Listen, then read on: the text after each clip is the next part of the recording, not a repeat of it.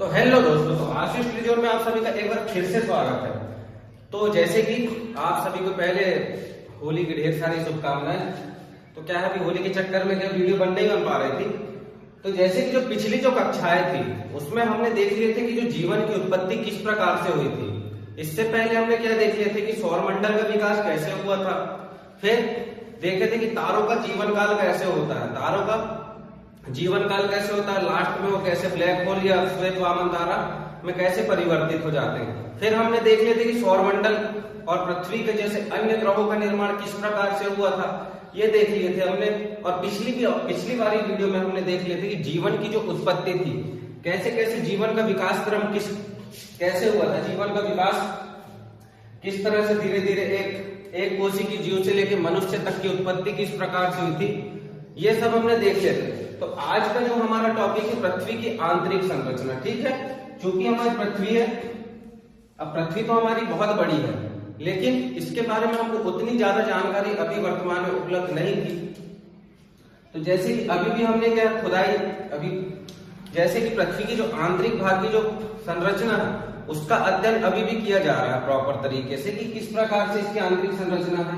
इसका अध्ययन हम इसके अंतर्गत जानने का प्रयास करेंगे कि पृथ्वी की संरचना है कैसे। तो जैसे जो पृथ्वी है, पृथ्वी जो इसकी जो त्रिज्या है, त्रिज्या बोले तो अगर मैं इसका एक टुकड़ा काट लेता हूं, ठीक है,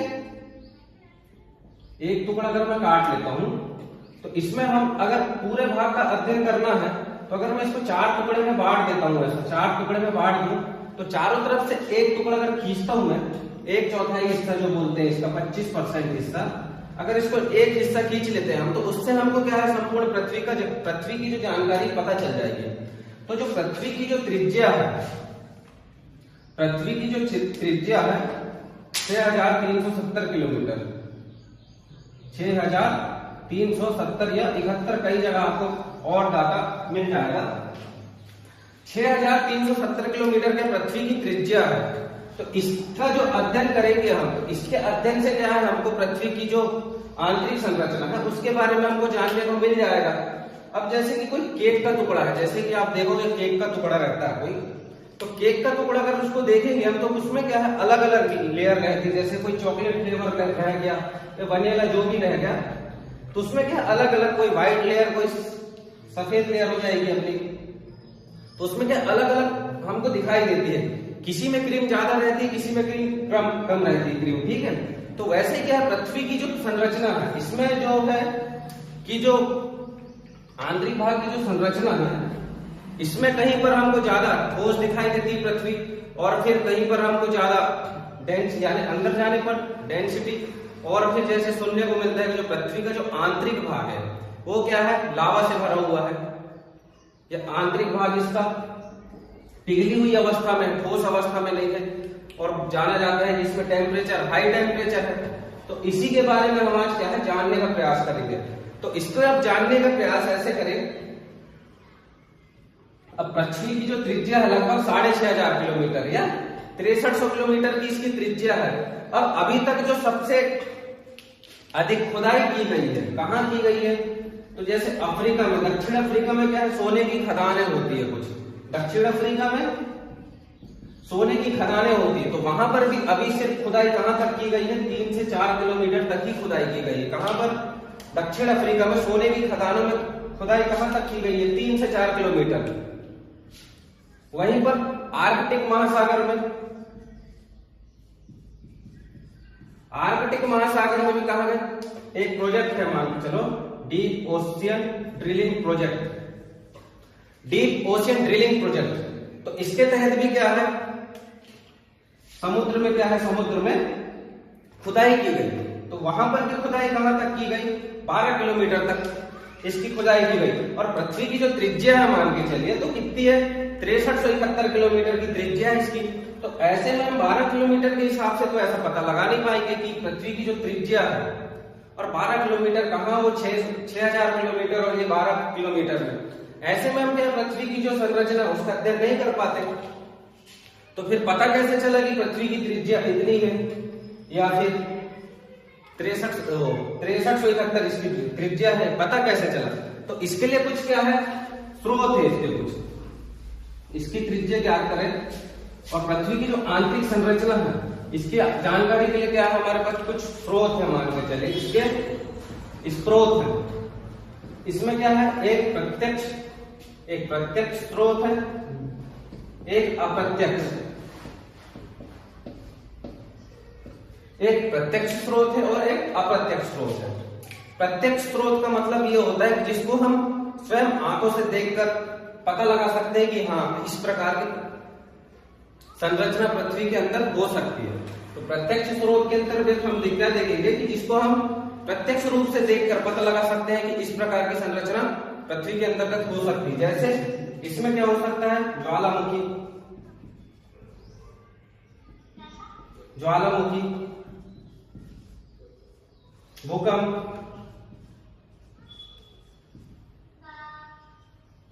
ठीक है। और अप्रत्यक्ष स्रोत में क्या देखेंगे हम, ताप, दाब, घनत्व।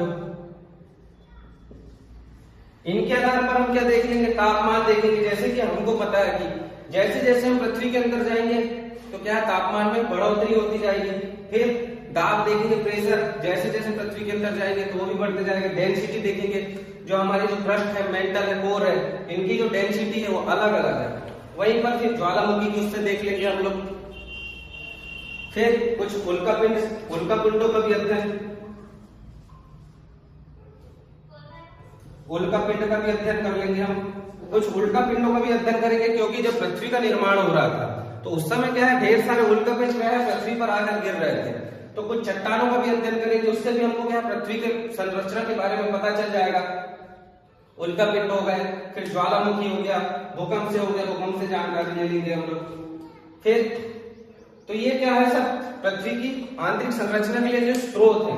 अप्रत्यक्ष स्रोत में मतलब क्या होता है कि जिनको हम क्या महसूस कर सकते हैं, अनुमान लगा सकते हैं कि इस प्रकार की संरचना हो सकती है करके। घनत्व से पता लगा लेंगे, जैसे कि हम जैसे ही अंदर जाएंगे तो वैसे डेंसिटी बढ़ जाएगी। और ऐसा बोला जाता है कि जो अंदर का जो ताप है लगभग 6500 यानी 6000 डिग्री सेल्सियस पृथ्वी का जो केंद्रीय भाग है, जिसको कोर बोलते हैं, उसका टेम्परेचर है। तो वो भी हम देखेंगे, इनको एक एक करके लाइन से देखेंगे हम लोग। तो इन सबको एक एक करके देखते हैं हम लोग। तो ये हो जाता है। और क्या देख सकते हैं, जो पृथ्वी की जो संरचना है, पृथ्वी की जो संरचना है वो 3 भागों में डिवाइडेड है, ठीक है।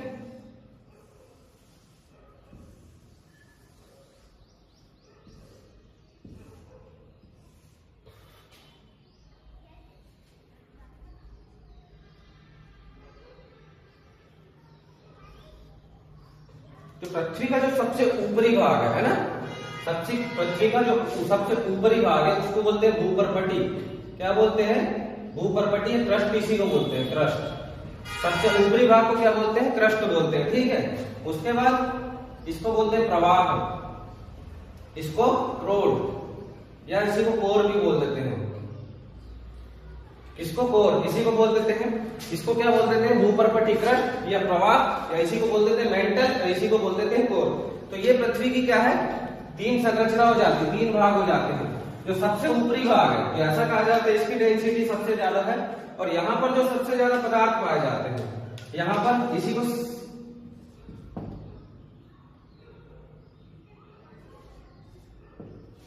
यहाँ पर क्या है, इसको सिया भी बोलते हैं, ठीक है।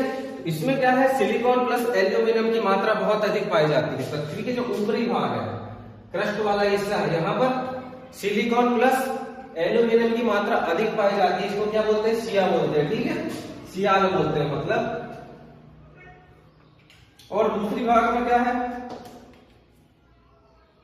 दूसरे भाग में क्या पाया जाता है, तो यहां पर पाई जाती है क्या,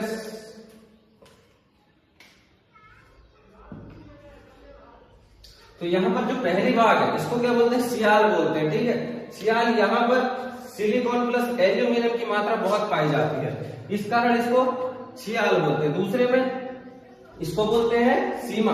तो यहां पर क्या है, सिलिकॉन प्लस मैग्नीशियम की मात्रा बहुत अधिक पाई जाती है। वहीं पर इसका जो केंद्रीय भाग है, कोर भाग, कोर वाला हिस्सा है, यहां पर हमको क्या देखने को मिल जाता है, निकेल,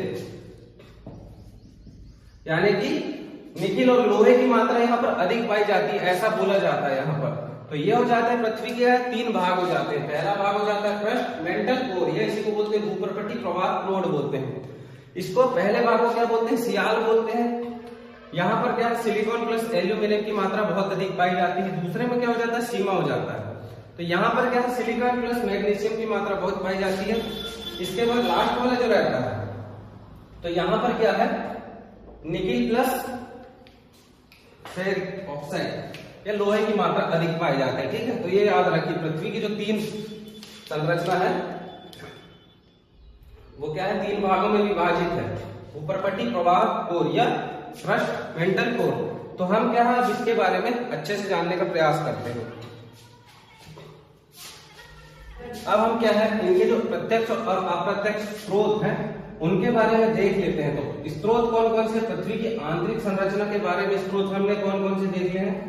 प्रत्यक्ष स्रोत है हमारे पास और अप्रत्यक्ष स्रोत है। ठीक है, प्रत्यक्ष स्रोत और अप्रत्यक्ष स्रोत। कौन कौन से स्रोत है हमारे पास, प्रत्यक्ष और अप्रत्यक्ष। अप्रत्यक्ष स्रोत के अंतर्गत हम देखेंगे किसके बारे में, दाब, ताप, घनत्व, दाब, ताप, इसके बारे में देखते हैं। तो इसी के अंतर्गत हम जब देखते हैं डेंसिटी के बारे में, घनत्व,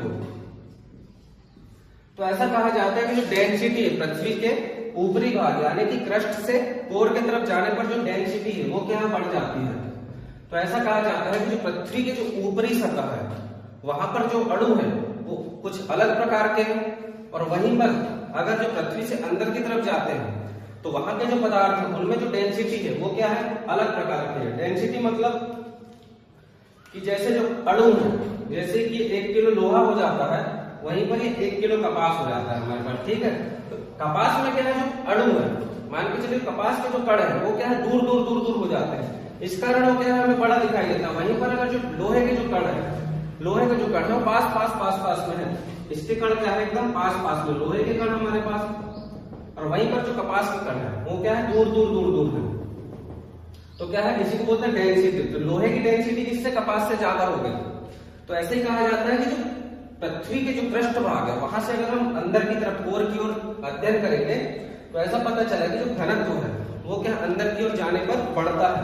तो जो पृथ्वी का जो पृष्ठ भाग है वहां की जो डेंसिटी कितनी है, लगभग 2.67 सेंटीमीटर स्क्वायर घन सेंटीमीटर में नापते हैं। घनत्व को कैसे नापते हैं, घन सेंटीमीटर से। तो ये क्या है, 2.67 से लेकर ये किसकी, क्रस्ट की या भूपर्कटी की डेंसिटी है। वहीं पर अगर संपूर्ण पृथ्वी की अगर बात करूं, संपूर्ण पृथ्वी की बात करूं तो इसकी डेंसिटी कितनी, लगभग 5.5 स्क्वायर सेंटीमीटर मानी गई है, घन सेंटीमीटर मानी गई है। वहीं पर अगर जो कोर है, कोर की डेंसिटी लगभग 13 वर्ग सेंटीमीटर क्यूब सेंटीमीटर मानी गई है। ठीक है, तो ये हमको माना घन सेंटीमीटर। तो जो केंद्रीय भाग है उसकी डेंसिटी कितनी है, लगभग 13 या उसके आसपास है लगभग। में कई पुस्तक में क्या है, डाटा अलग दिया हुआ है, इससे कंफ्यूज नहीं होइए। वहीं पर अगर संपूर्ण पृथ्वी का जो औसत है तो वो कितना है, 5 डिग्री 5.5 घन सेंटीमीटर। तो ये क्या हो जाता है, डेंसिटी के बारे में। जो पृथ्वी का जो ऊपरी सतह है वहां से अंदर की ओर जाने पर जो डेंसिटी है वो क्या है, बढ़ती जाती है। तो कैसे पता चला, तो जैसे कुछ खुदाई की गई, जब हमने पृथ्वी को जो कुछ भागों में खोदा गया, जैसे कि ज्यादा खुदाई तो हो ही नहीं है, तो क्या है धीरे धीरे चीजें जब अंदर की ओर खुदाई कर रहे हैं तो ऊपर की कुछ कठोर मट्टी निकली, उसके बाद फिर अंदर देखे तो मट्टी थोड़ी हल्की मुलायम है, बहुत मुलायम है। तो इससे ये पता चला कि अंदर की जो डेंसिटी है, पदार्थों की जो घनत्व है उसमें क्या है, बढ़ोतरी होते जाती है। तो ये हो जाता है डेंसिटी, यानी कि क्रस्ट से कोर की ओर जाने पर डेंसिटी क्या है, बढ़ जाती है। अब देखते हैं हम किसके बारे में, ताप के बारे में देखते हैं। किसके बारे में, ताप के बारे में देखते हैं। ठीक है, टेम्परेचर।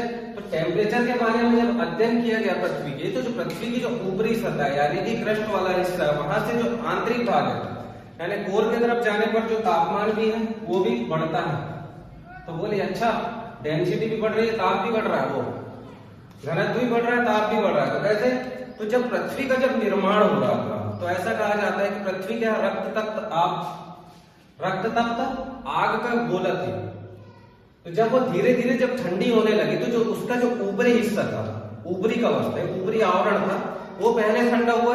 उसके बाद क्या है, मेंटल वाला हिस्सा, उसके बाद लास्ट में कोर वाला हिस्सा क्या है, ठंडा हुआ। तो ऐसा कहा जाता है पृथ्वी क्या है, आग का गोला थी, फिर ठंडी हुई तो सबसे पहले ऊपरी भाग, फिर मेंटल वाला हिस्सा, फिर क्या है कोर वाला हिस्सा। ऐसा क्या है, लाइन से क्या है, क्रम से ठंडी हुई।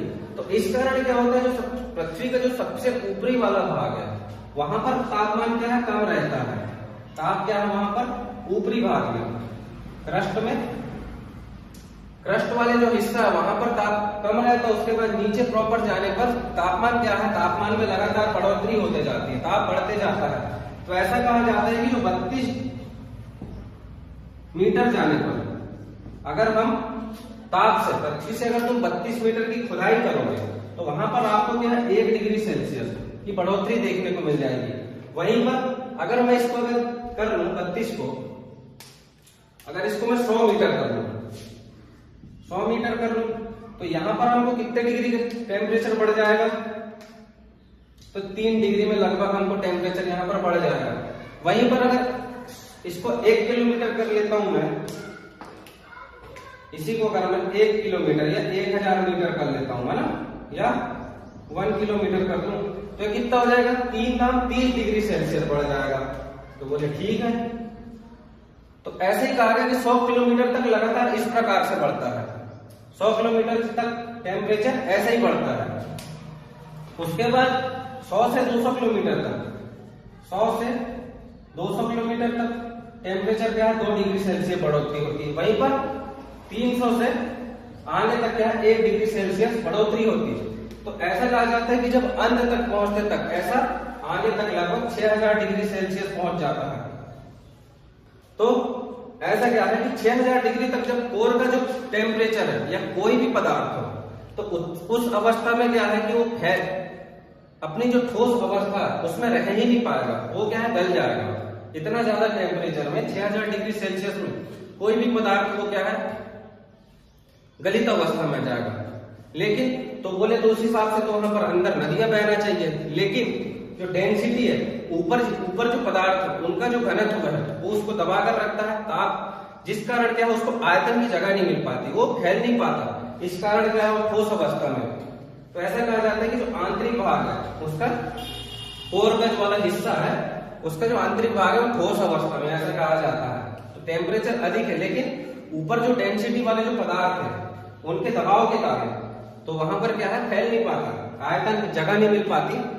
तो ऐसा कहा जाता है कि लगभग केंद्र का जो टेम्परेचर है वो कितना है, लगभग 6000 डिग्री सेल्सियस। तो कितना 32 मीटर जाने पर हमको कितना 1 डिग्री सेल्सियस तापमान में बढ़ोतरी मिल जाएगी। वहीं पर 100 से 200 किलोमीटर में 2 डिग्री सेल्सियस बढ़ेगा। वहीं पर 300 के नीचे जाएंगे तो 1 डिग्री सेल्सियस प्रॉपर बढ़ेगा। तो ये हो जाता है हमारे ताप के बारे में। दाब बोले तो प्रेशर, तो जैसे कि प्रेशर में भी कहा गया है कि जो प्रेशर है पृथ्वी की बाहरी सतह से आंतरिक सतह की ओर जाने पर भी प्रेशर क्या है बढ़ते जाता है।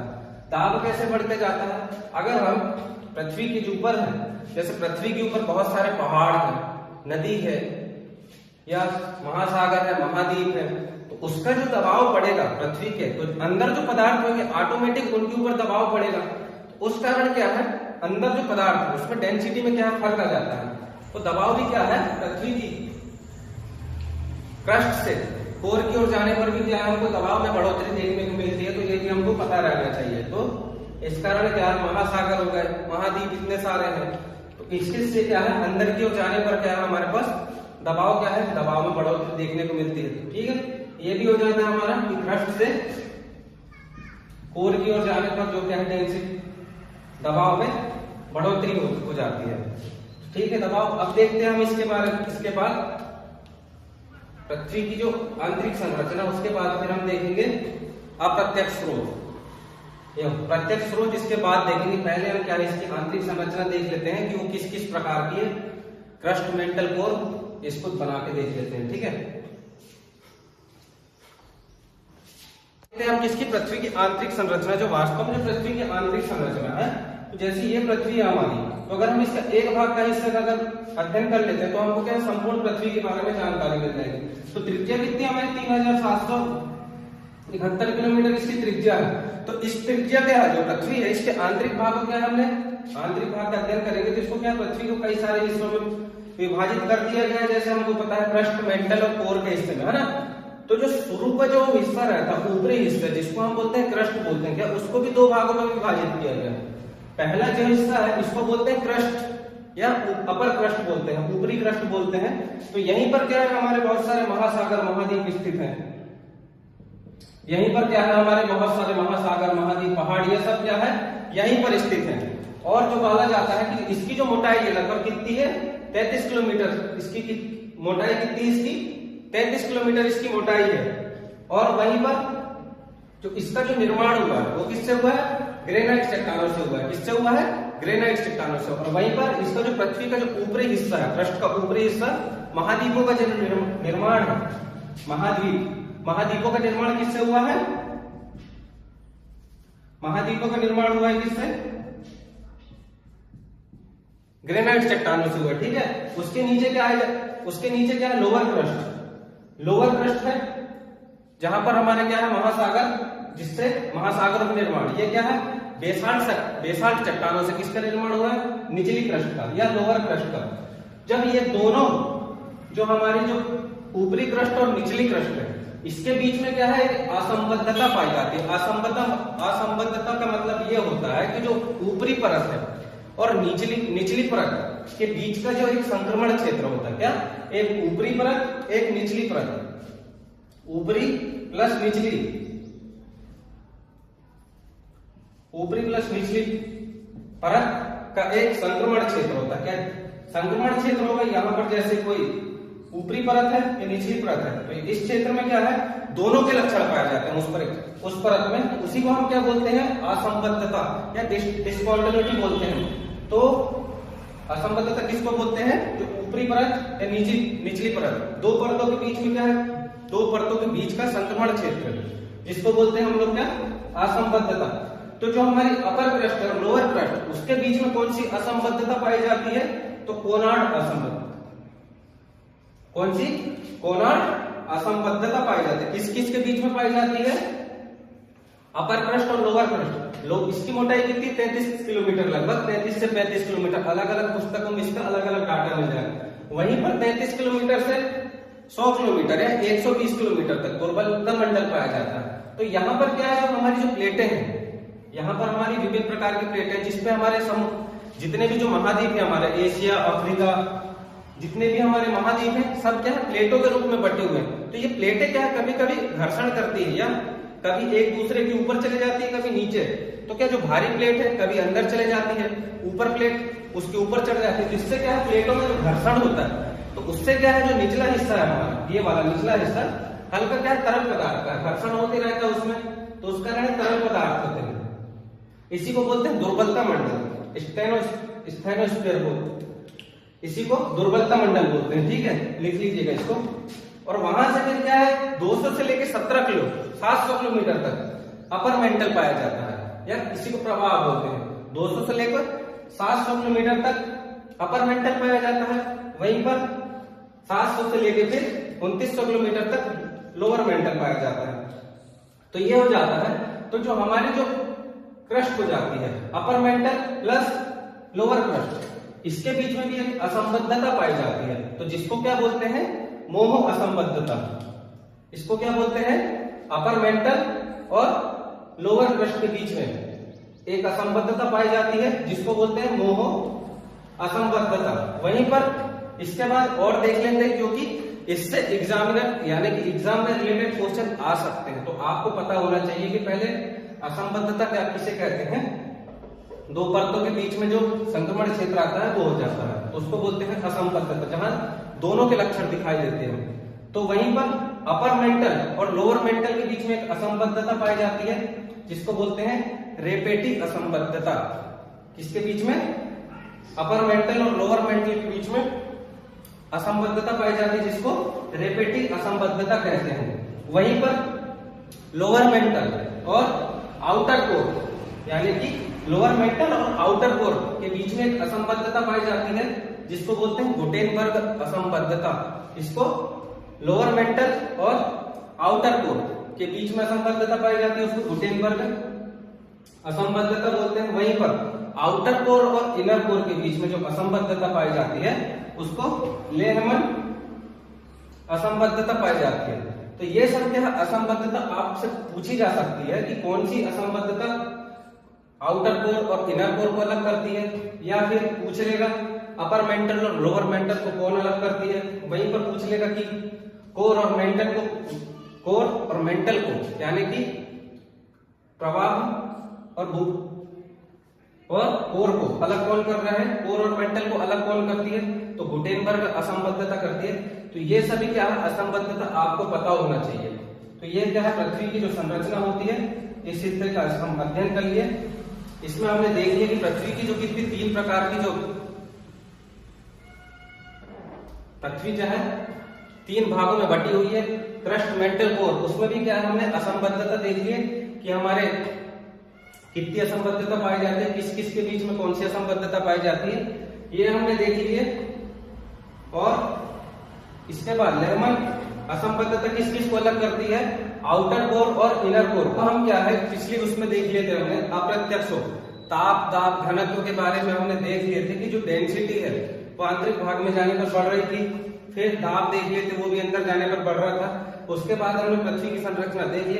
अब देखते हैं हम किसके प्रत्यक्ष स्रोत। प्रत्यक्ष स्रोत के अंतर्गत हम देखेंगे कैसे ज्वालामुखी। तो जो ज्वालामुखी रहता है, ज्वालामुखी जो रहता है ज्वालामुखी, तो ज्वालामुखी क्या है, ज्वालामुखी से हमको कैसे प्राप्त होगा कि पृथ्वी की आंतरिक संरचना कैसी है।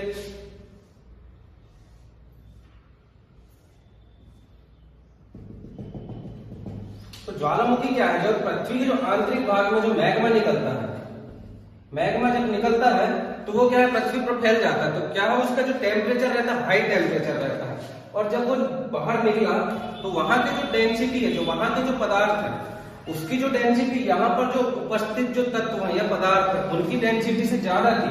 तो उस हिसाब से हमने ये अंदाजा लगाया कि जो ज्वालामुखी है, इससे ये पता चला कि जो पृथ्वी के जो आंतरिक भाग है उसमें जो पदार्थ की जो डेंसिटी है वो क्या है, जो पृथ्वी पर उपस्थित जो तत्व है उनसे ज्यादा डेंसिटी है। तो ऐसे में क्या है, हमको ज्वालामुखी जब निकलता है लावा या मैग्मा निकलता है, जब बाहर पृथ्वी पर फैल जाता है तो उसको लावा बोलने लगते हैं। तो अंदर से जब क्या है जो उससे कुछ गैसें निकलती है, कुछ तत्व निकलते हैं, कुछ पदार्थ, तो उससे क्या हम आंतरिक भागों के बारे में पता कर सकते हैं कि जो आंतरिक भाग है वहां पर किस प्रकार के तत्वों की प्रधानता है। उससे क्या विभिन्न प्रकार की गैसें निकलती है, तो उससे हम पता लगा सकते हैं कि जो पृथ्वी के जो केंद्र में है या आंतरिक भागों में किस किस पदार्थ है, तो उसके बारे में हमको पता चल जाता है। किसके बारे में, ज्वालामुखी। तो ये हो जाता है हमारे इसके प्रत्यक्ष स्रोत के बारे में। उसके बाद में उल्कापिंड।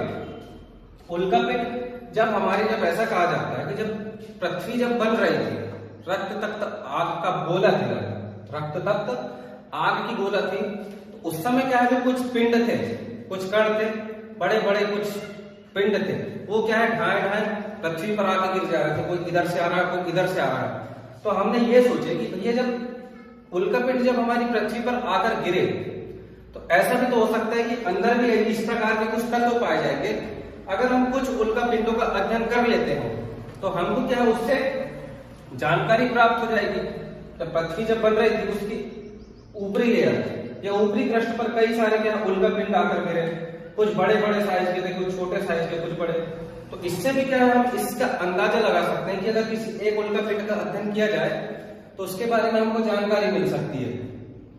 तो बोले ठीक है, तो ये हो जाता उल्कापिंड से। अगर हम उसके अध्ययन करेंगे तो उससे भी क्या है कुछ ज्यादा खास पता चला नहीं हमको कि इसकी गहराई कितनी है, कहां पर कौन सा पदार्थ है, तो इसके बारे में भी हमको जानकारी मिली नहीं। डेंसिटी हो गई। अब जो लास्ट ऑप्शन रहता है भूकंप। भूकंप कैसे सहायता करता है हमारे बारे में,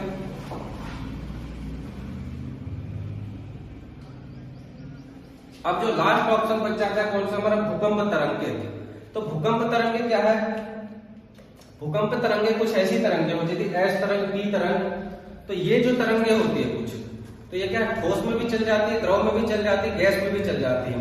अब जैसे कोई भूकंप यहाँ आया तो इसको बोलते हैं फोकस, और सबसे पहले जहां पर इसकी तरंगे पहुंचती है उसको एपिसेंटर बोलते हैं, ठीक है। तो यहाँ जैसे भूकंप की पहली तरंग पहुंची तो यहाँ पर जितने भी भूकंप मापी यंत्र लगे होंगे वो देख लेंगे हाँ ये तरंग कितनी दूर से आ रही है, तो इसके माध्यम से क्या है, हम आसानी से पता लगा सकते हैं कि जो भूकंप है, यानी जो पृथ्वी के कितने अंतर्भाग से भूकंप में प्लेटों में हलचल से क्या है भूकंप उत्पन्न हो जाता है। तो ये तरंगें क्या है, कुछ इधर भी जाएगी इधर भी जाएगी।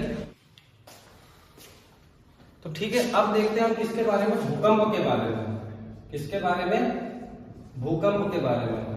तो भूकंप से हमको क्या पृथ्वी की आंतरिक संरचना के बारे में किस प्रकार से पता चलेगा, ये देखते हैं। तो देखिए, आपको बताना चाहूंगा कि जैसे भूकंप आता है, जैसे कोई भी जगह में, जब भूकंप किससे आता है, क्या है, जब दो प्लेटों में जब हलचल होती है, प्लेट टेक्टोनिक्स के कारण क्या है, दो प्लेटों में घर्षण होती है, या कोई प्लेट किसी प्लेट के ऊपर चढ़ जाती है, या कोई प्लेट नीचे दब जाती है, तो उस कंडीशन में क्या है, प्लेटों में हलचल के कारण क्या भूकंप आता है। तो जहां पर भूकंप उत्पन्न होता है, ठीक है, जहां पर भूकंप उत्पन्न होता है, तो उस जगह को क्या बोलते हैं, फोकस बोलते हैं। क्या बोलते हैं, फोकस। अब जब यहां से भूकंप जब आगे बढ़ेगा, जब पहली तरंग यहां पहुंची, जैसे भूकंप जैसे ही धड़ धड़ धड़ धड़ धड़ चारों तरफ, तो जहां पर ये पहुंचेगा उसी को बोलते हैं एपी सेंटर। एपी सेंटर बोलते हैं जहां पर भूकंप की पहली तरंग बोलते हैं। यहां पर जैसे भूकंप उत्पन्न हुआ, तो जहां पर पहले पहुंचेगा उसको बोलते हैं एपी सेंटर, ठीक है, एपी सेंटर। तो इसमें क्या है, भूकंप जब उत्पन्न होता है तो उससे क्या है, विभिन्न प्रकार की तरंगें भी निकलती है, जैसे कि पी तरंग हो गया, ठीक है, पी तरंग, एस तरंग, एल तरंग, पी तरंग, एस तरंग, एल तरंग। जो पी तरंग है इसको बोलते हैं प्राथमिक तरंग। क्या बोलते हैं, या प्राइमरी वेव्स, या प्राथमिक तरंगे बोलते हैं इसको, ठीक है, प्राथमिक तरंगे बोलते हैं। इसको बोलते हैं द्वितीय तरंग, इसको बोलते हैं लॉन्ग वेव्स, या धरातलीय तरंग। तो जो प्राथमिक तरंग बोलते हैं इसको क्या अनुदैर्ध्य तरंग भी बोलते हैं। किसको, प्राथमिक तरंग को अनुदैर्ध्य तरंग भी बोलते हैं, प्लस ये ध्वनि तरंगे होती है। तो जो इनकी जो स्पीड रहती है 6 किलोमीटर सेकंड, 6 किलोमीटर पर सेकंड होती है। इसकी स्पीड, प्राथमिक तरंगे की स्पीड, सबसे तेज स्पीड होती है इसकी प्राथमिक तरंगे की। और ये जो तरंग होती है ये ठोस में भी चल सकती है, द्रव में भी चल सकती है, और गैस में भी चल सकती है। कौन, ये जो तरंगे होती है ठोस, द्रव, तीन गैस, तीनों अवस्था में। जो सेकंड जो तरंग होती है वो किस में चल सकती है, सिर्फ ठोस में चल सकती है, ठीक है। ये जो तरंग होती है वो सिर्फ काय में, ठोस में चल सकती है। वहीं पर जो लॉन्ग वेव्स होती है ये काय में चल सकती है, सिर्फ धरातल पर चलती है। कौन सी, लॉन्ग वेव्स, ये कहां पर चलती है, धरातल पर ही चलती है। अब मान के चलिए कोई, ये पृथ्वी का जो है आंतरिक भाग है, ये पृथ्वी है मान के चलिए।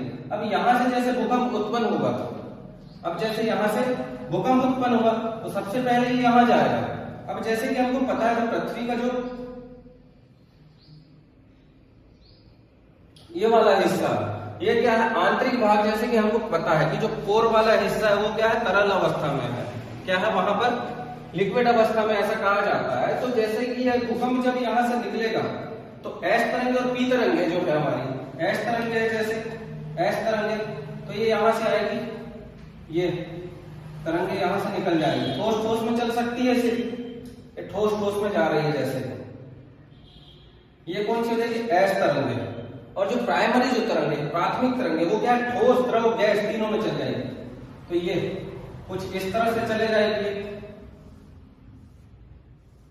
पी तरंगे।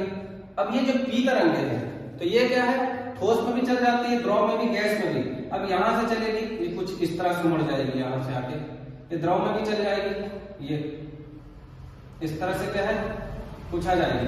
अब जो एस तरंगे है ये कुछ इस तरह से जाएगी 105 डिग्री में, क्या है, मुड़ जाएगी। यहां पर कुछ यहां से क्या 105 डिग्री में कि ये तरंगे मुड़ जाएगी, क्योंकि ये द्रव में चल नहीं पाएगी, तो यहां से मुड़ जाती है। तो ये हो जाती है कौन सी हमारी, एस तरंगे, पी तरंगे। और जो धरातलीय तरंगे है या धरातल लॉन्ग वेव्स है वो सिर्फ किसमें, धरातल में चलेगी। अब जैसे यहां पर कोई भूकंप उत्पन्न होगा तो भूकंप सिस्मोग्राफ, अब यहां पर जैसे भूकंप मापी लगे होंगे, यहां पर केंद्र होंगे, भूकंप मापी केंद्र यहां पर लगे हैं सब। अब सबसे पहले तो यहां पहुंचेगा भूकंप, ठीक है, सिस्मोग्राफ से हम नाप लेंगे, किसको, सिस्मोग्राफ। यहाँ पर यंत्र लगे हैं सब यहाँ से।